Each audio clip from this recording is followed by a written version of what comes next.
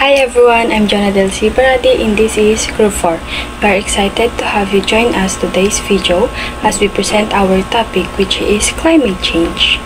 Throughout this video, our team will take you through key insight, share important findings, and explore how climate change can make an impact. So, let's get started, and we hope you find this presentation both informative and engaging. I'm John Paul S. Ricardo. So, our topic for today is climate change. So first, what is climate change here in Philippines? Philippines, like other countries throughout the world, is currently experiencing climate change. As early as 1991, the Philippines began to respond to climate change. The government created the Philippine Council for Sustainability Development (PCSD) in response to its 1992 Earth Summit commitment. The Interagency Committee on Climate Change (IACCC) was established earlier 1991, and also the Presidential Task Force on Climate Change Adaptation and Migration (PTFCC) and the Advisory Council on Climate Change (ACCC) were also formed in 2003. President Arroyo has made Green Philippines also a chapter in the updated 2004 to 2010 Medium-Term Philippine Development Plan. So let's talk about climate change. Climate change is a change that is attributed directly or indirectly to the human activity that change the composition of global atmosphere. The climate change is changing each and every day.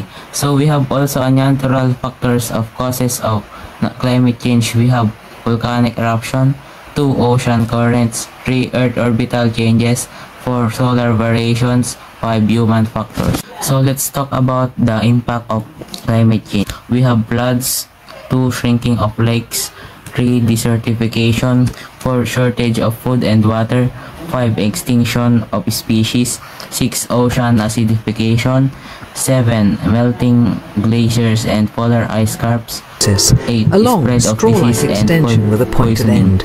And that's all. Thanks for listening. Mitigation and adaptation. There are 2 basic responses to address the potential harmful effect to climate change: mitigation and adaptation. Mitigation refers to anthropogenic invention to reduce the sources or enhance the sink of greenhouse gases (IPCC 2001). Mitigation involves slowing down the rate at which greenhouse gases are released into the atmosphere and reducing the magnitude of climate change.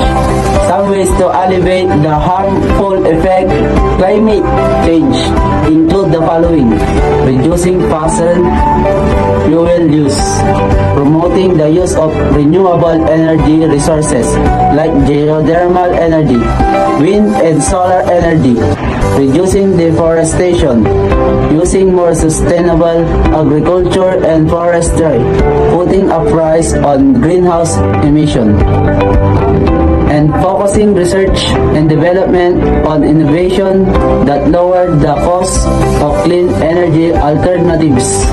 The other approach is adaptation, which refers to an adjustment in natural human system in response to actual or expected climatic stimuli or their effects. It moderates harm or exploits beneficial opportunities. This means that adaptation involves anticipating the harmful effects of climate change that cannot be avoided and adjusting to this effect. Examples of adaptation measures include developing drought-tolerant crops, choosing tree species and forestry practices that are less vulnerable to storm and fires, community-based disaster risk reduction, seasonal climate forecasting, rainwater harvesting, and capacity building through shoreline defense system design. So here are the 5 topics about climate change. The number 1 is greenhouse gas emission. The increase of greenhouse gases such as CO2 and methane is a primary driver of climate change. These gases trap heat and atmosphere, leading the global warming. Major sources including fossil fuel combustion, deforestation, and agricultural practices. And the number 2 is the impact of biodiversity. Climate change threatens ecosystem and species, causing habitat loss and shift in biodiversity. Many species face extinction as their habitat change faster than they can adapt, disrupting food webs and ecological balance. The number 3 is extreme weather event. The frequency and intensity of extreme weather events such as hurricanes, floods, and droughts are rising due to the climate change. These events lead to significant economic costs, damage to infrastructure, and loss of life, highlighting the urgent need for adaptation strategies. And the number 4 is ocean acidation. Increased CO2 levels not only warm the planet but also lead to ocean acidation as excess carbon is absorbed by the ocean. This alters marine ecosystem, affecting coral reef and shellfish, and has implication for global fisheries and food security.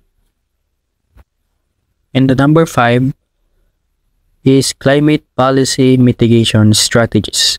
Addressing climate change requires coordinated global effort through policy initiatives like a Paris Agreement. Strategies including transition to renewable energy, improving energy efficiency, and implementing carbon pricing to reduce emissions and promote sustainable practices.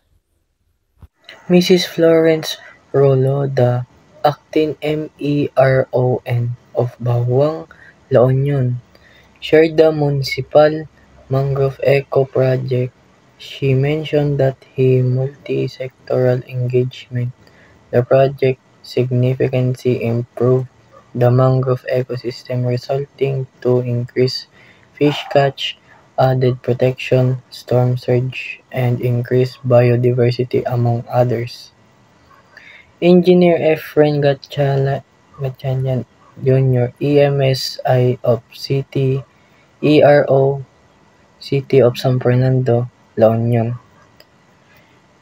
shared the city environment and natural resource initiatives. She mentioned that the city of facilitating more projects to reduce carbon footprint by increasing vegetation improvements and the solid waste management system, installing the solar lights, and promotion of bike use as green transport, among others. 100 participants joined in the webinar.